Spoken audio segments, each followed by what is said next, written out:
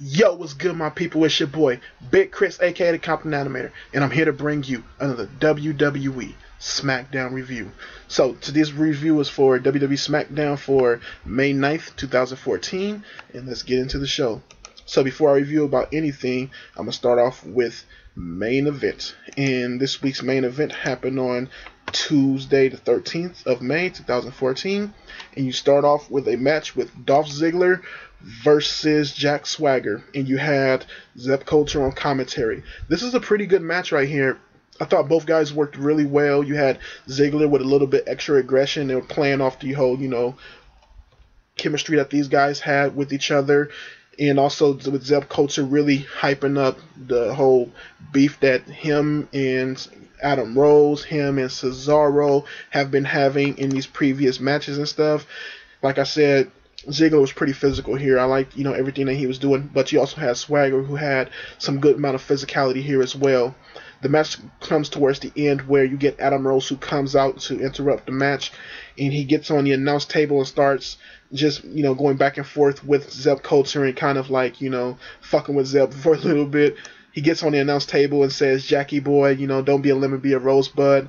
That kind of, throws off Jack Swagger, and Dolph Ziggler hits the zigzag and picks up the win. So I thought this was a pretty good match between those two, like I said. And you get Ziggler, who dances with Adam Rose after Adam Rose invites him to dance with his girls and says that he has, a lot to offer him to be a rosebud, and he ends up dancing with offers Dolph Ziggler his girls to dance with. So, pretty good match here.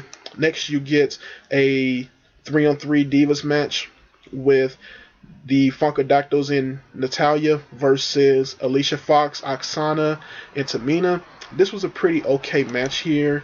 It started off a lot with Alicia Fox versus Natalya, and you started to get Tamina coming there a little bit more. It kind of got boring once Oksana got in there, but the one part I did like about this match was just the general beatdown of Natalya. They were very physical with her in the corner, just doing this kind of mauling style of beating her down, giving her a gang of hits from all three of the girls while she was in the corner. That was pretty fun to see. So, it kind of, like I said, it kind of got a little bit boring once Oksana got in, but you end up getting Naomi in, who starts doing a lot of moves and stuff. She does this one nice move off the ropes where she basically puts Oksana's head in between the ropes, then comes and jumps down on her head and lets her head hit the ground. I did not like that they didn't play up on the whole, feud that should be between Naomi and Oksana, just off of their whole thing of, Oksana breaking the ocular socket of Naomi. I wish they would have played up on that a little bit more here. So you get Naomi, who picks up the win after doing the rear view, then a split leg moonsault. The other two girls on Naomi's team helped out to make sure the other girls didn't get in. And you end this match with the three girls who won, the Funkadactyls and Natalya cheering, and you have Cameron and Natalya, who kind of have a conflict with each other off of some issue with a cat off of the Total Divas show.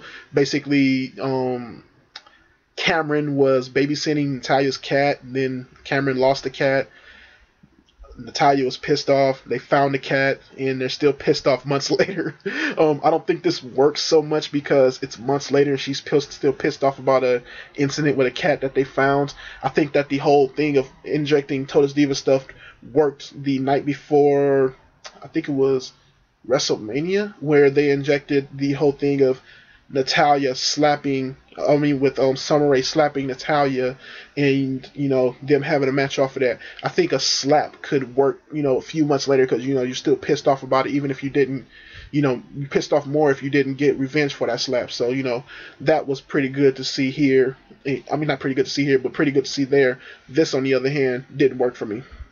So next you get your final match of the night, which was Curtis Axel versus Goldust, and it's basically playing off of the whole feud that Curtis Axel and Cody Rhodes have been getting ready to get into, in their whole thing of, the match that they had on Monday Night Raw with Cody Rhodes versus Ryback.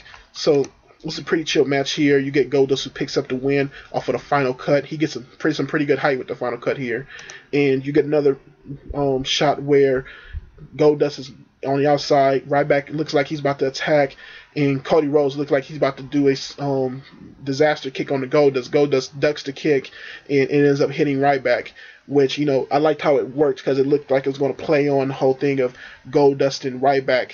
I mean, not Goldust and Ryback, but Goldust and Cody Rhodes, getting ready to hit their feud into a kickoff with a kick to the face of Goldust, but it ends up hitting Ryback, which was pretty good here. So I like the way that they played that, and I thought this was an okay match for what it was. Goldust had, a lot of ability and skill in this match, and Ryback was, average at best. But, Goldust did carry the match very well. So next, and they hugged in the ring and stuff. So next you get your final segment, which was John Cena, who was for some reason very excited to be on main event. But it's John Cena who comes out and he basically breaks down the whole situation with him and Bray Wyatt. Talks about how he's okay with people leaving from his side to Bray Wyatt's side, but he wants to understand why. He wants to understand, is it the music? Is it the mask? He asks them to, think about what the music is saying, about how he got the whole world in his hands, and think about he has the whole world in his hands, and saying it's this guy who's controlling everything. Think about the sheep's mask, how you're being basically following a guy who wants to make you wear sheep masks. Sheeps are followers, and to think about just his whole persona in general. He also says think about the idea of this guy saying that he wants to burn the world down and start up anew in his own image and calling himself a god. John Cena says he's not a god, he's a man, and his whole motto, and he talks about the mask, and his whole motto is to never give up, or at least his motto for right now is to never give up. So he plays on that whole theme and talks that more and says, that's my motto, that's what I live by, never give up. So I think it's probably going to be playing on to a last man standing match, or maybe in a Hell in a Cell match. But as far as this promo goes, I liked it, a good amount. I thought he had a nice balance of comedy and seriousness here. John Cena still bullshit to me, but I thought it was okay for what it was. So next you get your NXT show, which happened on Thursday, the 8th. Oh, if I missed that up, if on the what do you call it? The main event show was on the 6th. The NXT show was on the 8th of 2014 of May. So you get your NXT show, and it starts off with Charlotte versus Emma, and they have a pretty chill match here. These girls can work pretty good together. You have Charlotte, who was controlling most of the match. At the beginning of the match, you had Emma, who throws Charlotte into the ropes and then gets down on her knees and lets Charlotte fall over on her back, which I thought was a pretty cool move. And then you had Charlotte, who was putting Emma into the figure 4 headlock and slamming her head into the ground, which I thought also was pretty good. So the match comes down where Emma puts the female Cobra onto her hand and gets ready to go for a strike, and Charlotte ducks out and ends up hitting Sasha Banks, and you get Charlotte, who ends up rolling up Emma and picking up a win, and she rolled her up with her back on her knee onto Emma's knees, and just a kind of awkward kind of roll up using her agility. And they started calling it Charlotte's Web, I guess, but whatever. But I thought, like I said, I thought it was a pretty chill match here between both girls. And you get Charlotte, who moves on into the Divas tournament match for the championship, for the NXT Divas championship. So she moves forward onto that and is going to face, I think, the winner of that next match tonight in the semifinals. So next you get the Legionnaires, which is, where's this dude's name at? Sylvester Lefort and Marcus Lewis. So you've had Sylvester Lefort, who's been on the show for a minute now, trying to find somebody to team with and to somebody to manage. So he ends up teaming with this guy, Marcus Lewis, and basically playing French assholes. So you get them who face Callisto and El Local. I think El Local is Ricardo Rodriguez dressed up in a mask. I'm not sure, but you get them that have a pretty chill match here. Callisto was very good once he got in. I thought LOCal was pretty chill as well, but Callisto did a dive off the top rope, and he also did this no hand spring off the ropes and did a kick off of that onto Sylvester Lefort and picks up the win here. So I just like seeing two new tag teams on the show and just more hyping up towards the eventual match with one of them versus the Ascension. So I thought this was a pretty chill match for what it was, and I was just more along the lines happy to see a set of two new tag teams on the show. So next you get Camacho versus Captain Comic. So this storyline basically happened from the stuff that's been going on between Camacho and Adam Rose. He hits Captain Comic last week, and this week you get a backstage segment. Adam Rose, who's trying to hype up Captain Comic for a match, they fucking bill Captain Comic says that he's basically a Comic-Con traveler, so that's how he gets his name. Also, before I talk about that, you also have Renee Young, Jason Alberts, and some new guy on commentary, and they say that Renee Young is going to be a permanent stay on commentary. She was on this whole night. I thought she was pretty good here, and I'm keep waiting to see her, just get her better, her grow in the commentary. But I thought she was good here and better than a guy like Brian Saxon, who's pretty shit to me. So you get this. It's basically a squash match. Nothing really to it. Captain Comic doesn't really get any offense here. I don't think it was crazy successful as a squash match, but I think it did exactly what it needs to do. So you get Camacho, who ends up winning with a running power slam and picks up the win there, and then goes and starts trying to beat up on to Captain Comic after the match. And you get Adam Rose, who comes out and saves Captain Comic. So after that, you get your next Divas match, which is for the Divas NXT Divas tournament for the title, and you get your new Diva that's debuting on NXT, Alexa Bliss. And let me go to a page real quick that can help me talk about this match, because this was a pretty good match here. So you get Alexa Bliss, who comes out and she has a nice little entrance where she she blows fairy dust into the lights, to get the effect from it, and she gets into a match with Alicia Fox, my girl Alicia Fox. So they have a pretty chill match here. You get Alexa Bliss, who hits a moonsault into a standing moonsault into a knee onto a knee hitting Alicia Fox's chest, which was a pretty good move. And you had Alicia Fox do her Northern Lights suplex, which she does fucking perfectly.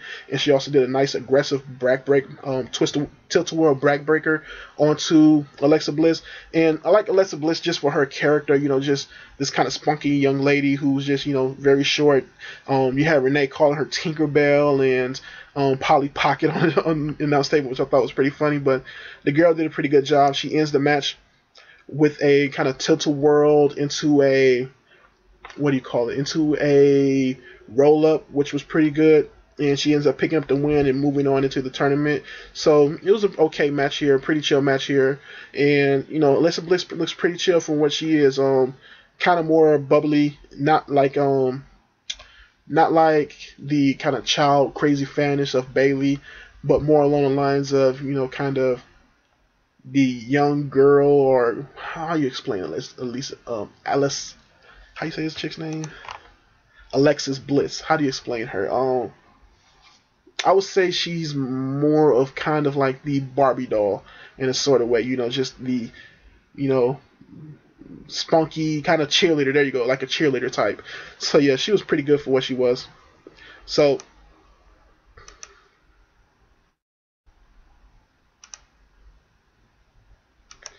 next you get your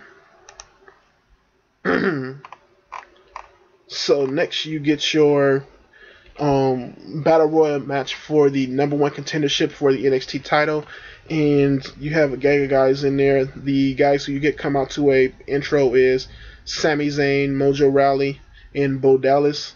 And I thought this was a pretty good match here. A lot of fun things happen in this match. Like all Battle Royals, it starts off pretty boring at first. Then once it really gets into it, it really starts getting fun. You get Mojo Rawley and Colin Cassidy, who starts having a really good fight. Tyson Kidd ends up throwing out Bo Dallas after Bo Dallas is throwing out a gang of fucking dudes.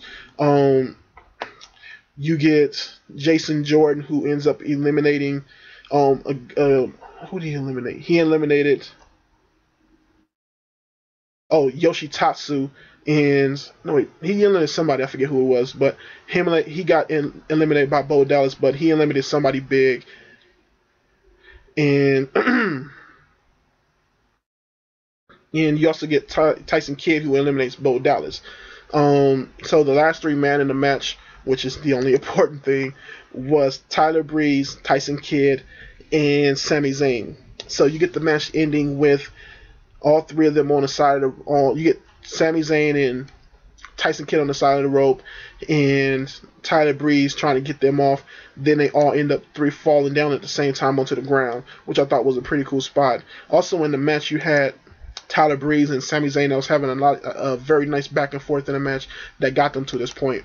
But they start arguing and everything, and just going back and forth with each other.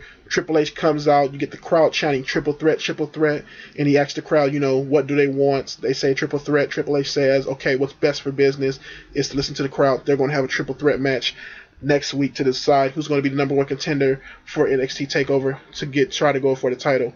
So you had a pretty good match here. I thought it was really fun to watch, and just leading on to what's going to happen with these three guys. And I think it should be a fun match with these guys next week. They all work really well, and I think they all styles don't clash with each other, and I think they'll be very nice working well. Hopefully they give them some good time. You also had a backstage segment before this match with Adrian Neville basically saying, whoever wins this match is going to get his respect. So, just leading on to that, and hopefully they play more with that.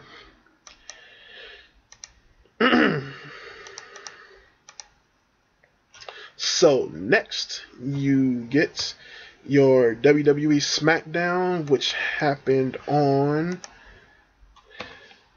May 9th, 2014. I don't know why that was so fucking hard to say, but May 9th, 2014. And you start off with Sheamus versus Dean Ambrose.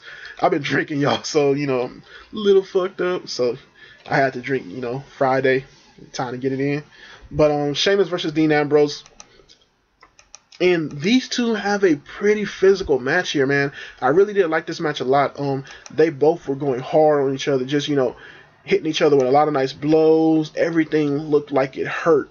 So, I like the way that they, they fought here, and they styles really clicked with each other. They had a lot of good chemistry here. Just this whole brawling, crazy, Sheamus a little bit more tougher, but Dean Ambrose's side is a little bit more crazier. So, just that style was just very much working for me. You get Dean Ambrose, who hits a figure four on a Sheamus, and then Sheamus comes back with a cloverleaf of his own, and they both get out of that. And you also get Sheamus, who kind of hails it up a little bit here with pulling Dean Ambrose's shirt over his face and hitting the hits to the chest, or the tin bell of the drum, or where the fuck they call it. But I thought that was also pretty chill here. And he also played to the crowd a lot here, just, looking at them, and while he just getting booed and stuff like that, which I also thought was pretty okay. So the match comes towards the end where Sheamus hits Dean Ambrose with a bro kick. Dean Ambrose falls out the ring and gets in before a 10 count. Then Sheamus hits him with another bro kick and picks up the win here. And Dean Ambrose is just sitting in the ring kind of pissed off. But I thought it was a pretty chill match right here, and kind of, pushed up the title a little, just an inch more, just as far as having a good match with the title and having something that, which I thought was the best match of the night, really played towards it. And it's interesting to see, both titles be featured heavily on not only Raw but as well as SmackDown. So hopefully they can keep this momentum going and pushing these titles the way they are. So next you get Bad News Barrett, who comes out, and he's going to have a match with Rob Van Dam and Big E, and he's having his tag team partner, which is going to be for the night, Cesaro. And he basically comes out and says, the climate in the WWE is changing with him now being the Intercontinental Champion, and the climate in the world is also changing, and people are going to basically live in this barren type of wasteland and be destroyed by the world. And the same thing is going to look exactly like the failure of Big E. So I thought it was an okay promo here from him. Just another normal Bad News Barrett promo, which is pretty good for what it is. And you get your match, which, like I said, is Rob Van Dam and Big E versus Cesaro and Bad News. So it was a pretty chill match here. You had Paul Heyman, who was on the announce table and doing commentary, was very good here on commentary, and just doing his normal thing of hyping it up and just playing with towards the guys on commentary, shitting on Cole and stuff, and just keep talking about the goodness of Cesaro here. you get Big E, who comes out, like a powerhouse in this match, and Rob Van Dam does his moves, but the match goes down quickly towards the end where Cesaro ends up beating down on Big E and tries to go for a move, and he ends up hitting him with the neutralizer, but simultaneously you have Bad News Barrett, who throws Rob Van Dam into the corner of the barricade and hits his face on the corner, and Cesaro ends up picking up the win for him and Barrett. Like I said, I thought it was a pretty chill match here. Nothing big to it, but everything that was working in the match really worked nicely for what it was. And yeah, these two guys pick up the win. So next you get Lana comes out looking very hot, and she does more talk about Vladimir Putin, saying how great country of Russia is, and saying how now a law's been passed where they cannot be any more foul language and I guess foul scenery in their movies and media now, which was very fucking interesting and stuff. So I guess so you get that, but and she also hypes up Vladimir Putin again, and she brings out Rusev. And you end up getting another match with Rusev versus Kofi Kingston, and I thought it was just as good as the match that they had on Raw. Very physical match. Kofi Kingston got a good amount of offense here, and even through all the added audio, you can still hear that the crowd got a little bit more into this match. I think that's what Kofi Kingston brings to the whole matches that he do have as the enhancement player that he is. That he brings a little bit more fire, a little bit more aggression. He jumps higher than a lot of guys, so that brings more to the matches. And he starts beating down onto Rusev, start getting a few moves. Doesn't really get any substantial hits on Rusev. Rusev stays on his feet until Kofi Kingston hits a body splash on Rusev, finally getting him on the ground. Rusev gets back on his feet, ends up hitting that slam move onto Kofi Kingston and putting him in accolade. And Lana comes in, gets him out, and Rusev ends up picking up another win. Get a swig of this real quick. So your next match is another fucking Fandango versus Santino, along with Emma and Layla. So another match between them two. Layla ends up picking up a roll-up after Emma tries to use the Cobra. And the only interesting thing to come out of this is Layla and Fandango kissing on the stage and showing that they have more affection to each other than him and Summer Rae had.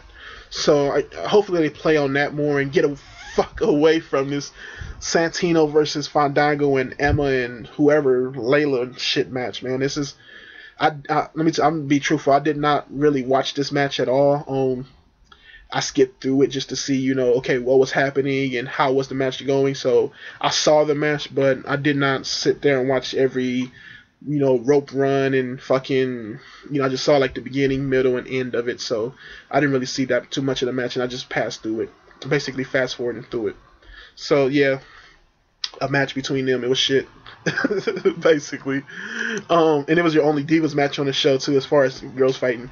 But it got better. Things got better on the show when you get Mark Henry versus Roman Reigns. And this is basically the Authority putting all three of the Shield members into singles matches. So later on in the night, you had Seth Rollins versus Batista. And earlier in the night for the opening, you had Sheamus versus Dean Ambrose. And also, interesting thing, there's talk about Sheamus joining the Evolution, which would be pretty chill in my eyes, because it'll get Sheamus to do something. It'll get that final heel turn that we've been wanting to see. So Mark Henry versus Roman Reigns. I thought this was a pretty chill match. Mark Henry was very aggressive here, and just the way that he worked this match was very good. You can still tell that Mark Henry has a good amount of just acting in him and just what he does in him, especially for a match where it's one guy aggressively beating down another guy and the other guy trying to stand up and stand strong.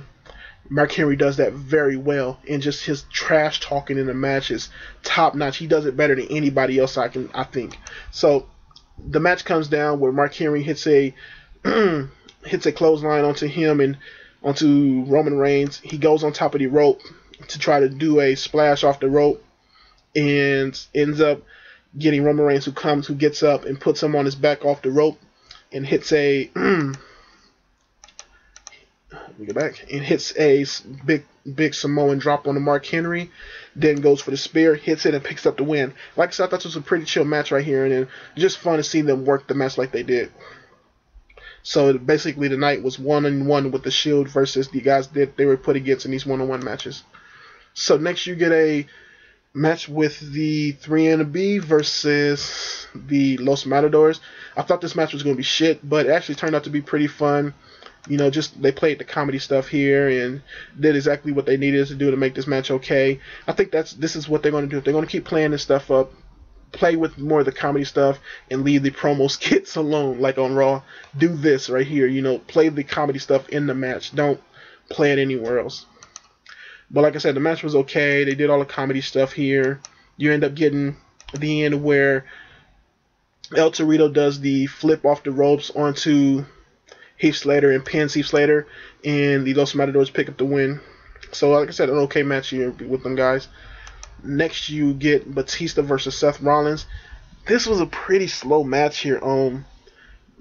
Batista still is, you know, just you can tell he has to keep a certain pace in the match, because he's not going to be cool to keep a longer match, which this one was. I think it went probably like 10 minutes or so, but he's not going to be good to keep a longer, you know, spaced match, and that's basically what this was, and it was very slow. Luckily, Seth Rollins did speed the match up every now and then. Batista did had some powerful moves onto Seth, you know, and doing some little trickery stuff like taking Seth's baseball slide and letting him hit into the apron and just starts beating down on him.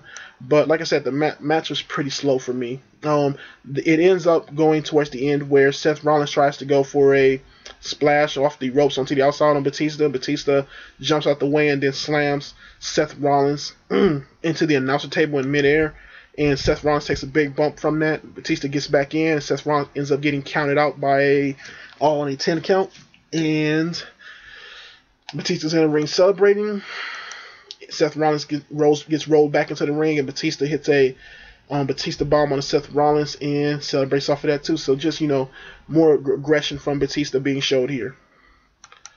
So for your final match of the night, you get John Cena and the Usos versus Bray Wyatt and the Wyatt family. And earlier tonight, you got another promo with Bray Wyatt, just basically him still talking about, you know, bringing the world into his image and stuff like that.